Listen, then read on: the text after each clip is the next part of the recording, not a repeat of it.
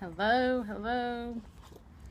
Good afternoon. Today has been super hectic, and it is later than I would like for it to have been, but it is what it is. So that little saying was for me. Accept what is, let go of what was, and have faith in what will be. I have faith that tomorrow will be a better day.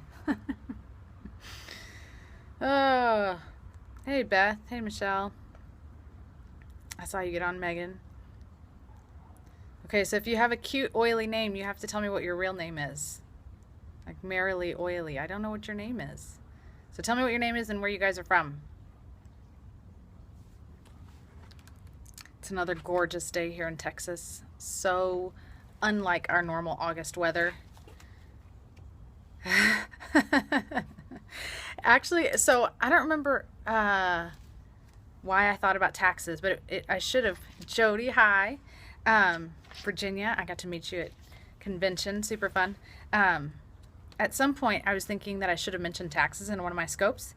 And then today I was like, all right, what do I want to talk about? Because I have a handful of ideas. And then I had opened up to the page that I had been tracking taxes for myself, I think for last year or something. And I thought, all right, I don't know that I've ever seen a scope on taxes. And I was actually doing some things kind of this morning. Hey, Kelly. So a couple housekeeping things. Go ahead and give me hearts if you like what I'm saying. I normally just sit there and tap on the phone when I'm watching other people's scopes just because it's fun.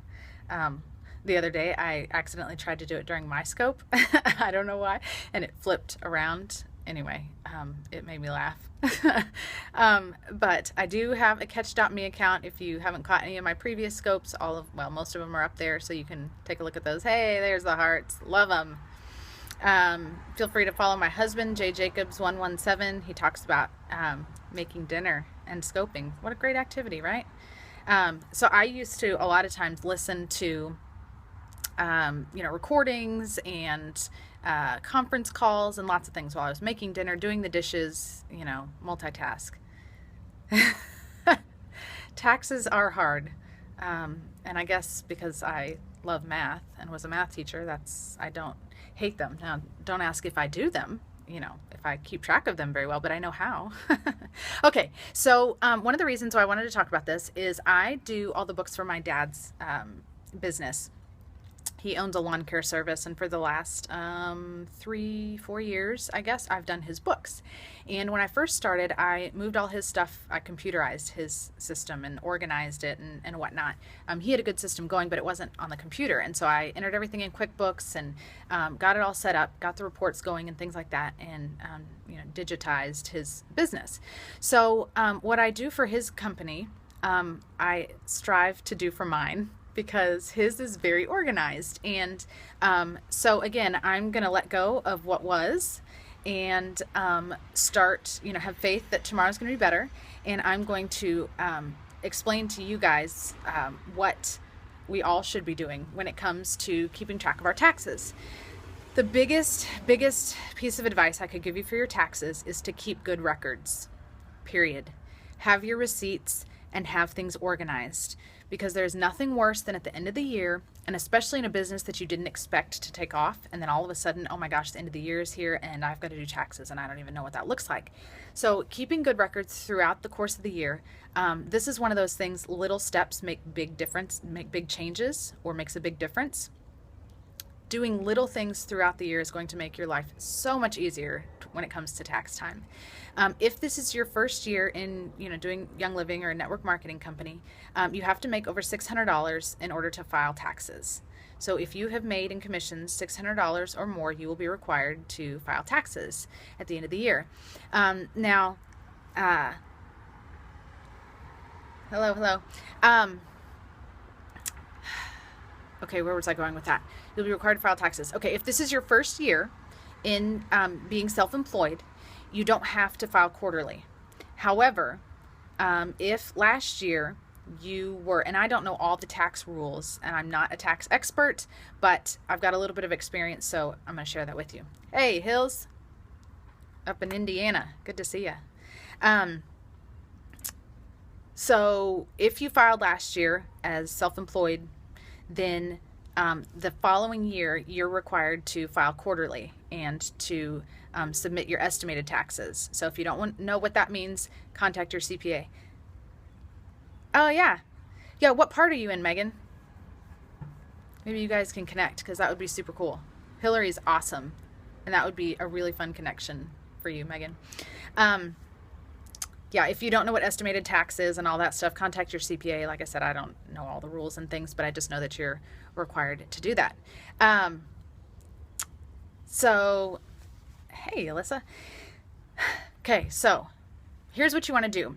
What I do for my dad is I have a big binder, and we keep all of the receipts in there, all of the statements, everything, and it's super organized. He actually got audited, and he ends up using about three-ring binders for the 1 year, and we submitted those binders, and they were like amazed because of how well everything was organized. And so, like I said, I strive to do what I do for his business for my own, because it would really make my life a lot easier. And again, sitting down and entering things. Oh, super cool. I would love for you guys to meet up. I think that would be fun. Doing little things on a regular basis is really going to make your life easier. So even if you don't have QuickBooks set up, even if you don't have, everything computerized and all that kind of stuff, but if you will sit down, depending on how big your business is, but it doesn't matter how big your business is, if you will sit down on a regular basis, even if it's just 15 minutes a week, and write things out and stay organized, your CPA will thank you. You will thank you come April. Last year, I did not follow this advice, and for like 3 days straight, I was sitting at a table trying to remember, all the trips I had taken for business. So dumb, because there's no way, really what I did was I lost money, because there's no way that I'm going to remember, the trips that I took a year ago. And I'm talking trips like driving to the bank, or driving, I know, Alyssa. And if I don't change some things, I'm going to be there again. But I did change some things, and I'll share a couple of those tricks and tools with you. All the little trips that you take just around town to deliver samples, to, go pick things up, all those things count, and they're deductible. And so, not keeping track of those really just hurts your bottom line in the end. So TaxBot is a great app to use, and there is a Young Living discount for that. So it comes out to, is it $5 a month, y'all, that costs, I think? And you can actually track trips in there. I found an app a couple months ago, a friend showed it to me, and it's called Mile IQ, and yeah, $5 a month for TaxBot. Mile IQ comes out to the same, $5 a month, if you pay for a year, so it's $60. But what I like about Mile IQ is it tracks every single trip I take, and then about once a week I go in and I tell that app whether it was a personal or a business trip. And you literally swipe from side to side, and it categorizes it. You can also categorize your personal trips as charity or health, because again, all those mileages are deductible. So did you know every time you drive to the doctor or the dentist that you can file that under medical stuff, and it's actually deductible. So I have been able to keep track of all of my trips with this app. I tried to do TaxBot, and I always forget to turn it off or turn it on. I think they changed some of that recently, where they might track all of your trips now, but I was just excited to have a separate app where all it does is track my mileage, and I can go online and file reports and things like that. So that's called Mile IQ, if you're interested in that. And then the binder, that really is the biggest way to stay organized. And I'm really excited about having an office where all my stuff is going to be in one place. And this is going to be something, this is why I thought of it. This should be something, yes, the round trip counts. So driving, to the place to drop off the samples and then back home, both of those trips count. When I was discussing, what your workday looks like, this should be a part of that, at least once a week, where you sit down and you do tax stuff. Whether you're just, writing down receipts on a ledger, whether you're writing down trips and mileage. Again, trying to figure out mileage for 200 trips at the end of the year is insane. Trying to go on Google Maps and figure it out. I know. It pops up every once in a while. My Blue tries to keep it down a lot. Mile IQ, it's great. Yeah. So TaxBot, you can take pictures of your receipts and upload them and things like that. But anyway, So writing things down, writing down your receipts, writing down your trips, figuring out the mileage for your trips, on a weekly basis. Again, you could do this in probably 15 to 30 minutes a week. But if you wait until the end of the year, you're going to lose out on money, is really what that comes down to. So what I do is go out and buy a binder, buy divider tabs for the months, January through December. And actually what you're going to do is you're going to put them in your binder backwards. So January is at the very back, and that's where you're going to start. So, okay, we're in August. Start in August. Uh-oh, a child's yelling for me. We'll see if she makes it out here. I'm sure she will. Start in August, okay? So you have the August divider in there. Oh, there she is. What's up? I can't control the TV. You can't control the TV? Can you ask Allison to help? No, because I want watch Mickey Mouse Clubhouse. Okay. It's a different one. I'll help you in just a minute when I get in there, okay? I'm gonna run. Okay, so, I know, right? Hey, I have kids. Hey, Hillary says hi. She said hi, Hillary. So anyway, start with August. You put the August divider in there, and behind the August divider, you want to, when you get your, I know, it's a decent show. You put your bank statement in there first. Then you put your cell phone statement in there. If you have an in-home office, then you can put your electric bill in there. You can put any of those bills that your CPA has told you can write off. Put those things in there. Then typically I'll do receipts, and I'll staple receipts to a piece of paper, because especially the small ones, I don't want to punch holes in those. But you can staple them to a piece of paper, and if you want to write a little description beside it, then do that. If you're going to write down your mileage, have your piece of paper there. And a really good thing to do is, if you don't have a mileage tracker, just get a piece of paper, write down the date, write where you went and why, and then write the mileage beside it. Go on Google Maps, figure out the miles to and from the location, and then write it down there. And so those are the things you want to have in that month. And then when it comes time for September, then put the September tab in front of the August tab, and then put those same things behind it. And then if you do quarterly, like if you have an S Corp and you do your 941s and all of those things, print those out quarterly, put them in that binder. And then every single thing you need to do your taxes is in that binder. And if, heaven forbid, you would ever to be audited, you would have all those things in there, and they would be super organized, and your auditor would probably thank you. So like I said, I've been through a couple audits, both with TWC and with IRS, and the binder thing is amazing. Good question. Honestly, I would do it now. I started out with just a separate checking account. It was a personal checking account. It wasn't a business account, but I just went in and got a separate checking account. And it's really, really good for accounting purposes to have a separate account. Even if you're making $100 a month, I would do it, because then when you get your check, you can deposit your check in there. So then you've got a good record of your income.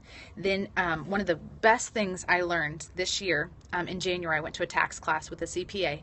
One of the best things that I walked away with, and I've actually done pretty good this year at, is keeping your accounts separate. One of the things that the IRS wants to see is that you are treating this as a business. So part of treating it as a business is having a separate account that you take all of your business expenses from. That doesn't mean that you can't transfer money out of that account. But one thing that I did last year, Hillary's agreeing with me, her husband's an accountant, so he's the one that, should be teaching all the rules. Like I said, I don't know all the rules. That's what I asked my, CPA about. But her husband's a CPA.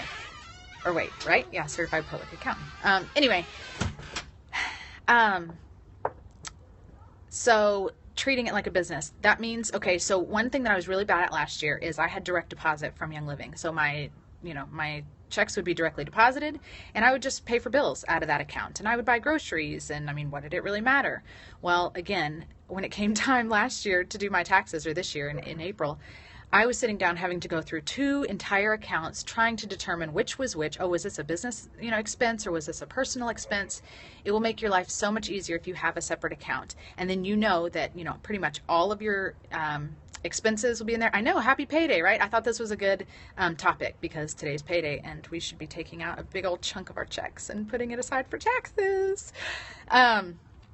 So I put aside 20 to 30% for mine, as you become a bigger baller, it might be a bigger percent, but you're probably pretty safe with 20 to 30%, depending on your CPA. So I think last year mine was right about 20%. Yeah, it really, again, it's just going to make your life easier. And I know from in my experience, because the business kind of snuck up on me and my checks escalated so quickly, I didn't have a system in place, and it really sucked last year. So Alyssa agrees. Yeah, she feels my pain on a bigger scale. How much money do you have to make with Young Living to pay taxes on the money? I mentioned this at the beginning, $600 over the course of the year. If you make more than $600, then you have to claim it on income tax. Okay? So, a separate credit card helps too. Yes, any way that you can separate. I use, just my debit card. Absolutely. Any way that you can separate things so that, again, if you don't keep amazing records, throughout the course of the year, if you can just print out your credit card statement at the end of the month, and then that's something great to put into that binder. Like I said, any bank statements, and who gets statements mailed to them anymore except my dad? No one. So just be sure once a month, and you can always go in and print off last year's statements. Again, doing it on a monthly basis is way better than waiting until the end of the year and trying to print off 12 months worth of statements and then running out of ink and then freaking out because your taxes are due tomorrow. I don't know what that's like at all. So anyway, I think that's about all I have. If you guys have any questions, do you have an LLC or just a business account? Okay, I started out with just a checking account, business account. I did go ahead and make an LLC this year with an S Corp. And so reason for that is your CPA can help you decide when you want to do that. Absolutely, Jen. Your CPA can help you decide. Ours kind of told us a money amount when we were making a certain amount. This is when you kind of want to look at creating an LLC. He suggested an S Corp. Yes. And that kind of a thing because of our situation and whatnot. And then that produces a little bit more paperwork. You've got to pay payroll taxes and some stuff like that. Again, I do it for my dad every week, and it takes like an hour. I pay all his employees, all that stuff. It is a little daunting to get started, but form a little support group with some of your friends and, call each other on a weekly basis. Okay, have you done your taxes yet? Okay, me neither. Let's sit down and do those. Meet up for coffee, do something, because your future self will really thank you. I promise. So just get a system. Again, the binder is a super easy way to track things. Again, even if you don't have QuickBooks and have a way to input everything into a computer, putting everything into a binder, having it all in the same place, will make your life really easy when it comes time to do your taxes. So that's kind of all my tips for today. H&R Block, is that where you get your taxes done? Okay, so create the checking account. Like I said, your LLC, talk to your CPA. Kind of once you start to earn a certain amount of money, that's when you want to start to look at that. You can save money on income, on self-employment tax by creating an LLC with an S Corp. QuickBooks. I know, me too. Okay, so do you have the online version or the full version? Because I tried to download the online version, and I can't say that I loved it because I'm used to working with the full version. Which one do you have, Alyssa? Anybody else out there have QuickBooks? Which version do you have? The online one, or did you buy the full one? Online? Ugh. I need to give it another try. I've just been using the full version for 3 or 4 years, and I really liked it because it tracks a lot. And I know, and maybe it's just that I'm used to the other one, and so I know how to navigate it, and the online one is just different. I don't know. Yeah. YNAB? I think my brother uses that. He really likes YNAB. Cool, so you can have 2 different ones for business and personal. Man, whatever you have, whatever tools you can find, just be consistent with it, because that's the key. Yeah, I've heard lots and lots of good things. Okay, so YNAB stands for You Need a Budget, and you can do personal. It hooks up to all your online accounts and credit cards and all that kind of stuff. So every time you spend something on your debit card, you can go in and categorize it, and people just love it. Yeah, I got to the point where TaxBot didn't do what I wanted it to. So you can get QuickBooks. I think it's I pay $20 a month for my QuickBooks, and that's because I do payroll taxes and 941s. Well, I'm supposed to be. So that's why I got the $20 version. I think you can get the $10 version. That's so true. I like that you can't lose the online version. Computers die. They do die. And I know my dad's got some backup copies and things like that. And that's why having a binder is really good too, because then everything is organized, and again, heaven forbid something happened to your computer or whatever, you still can go back and recreate all those reports and all that stuff really easily if you have that binder set up. I am going to make a commitment to myself to go inside and start my binder, because I have my binder, I have the monthly tabs, I have an accordion file with all of my receipts in it. So if you didn't see it at the beginning, you kind of can't see this. Accept what is, let go of what was, and have faith in what will be. So I'm going to let go of what I have not done for taxes this year. And I'm going to have faith that I'm going to have amazing records for the next 5 months that's left of the year. Here's the other Nina. Hi. I know, right, Alyssa? Put on some stress away. Put on some believe. Hello.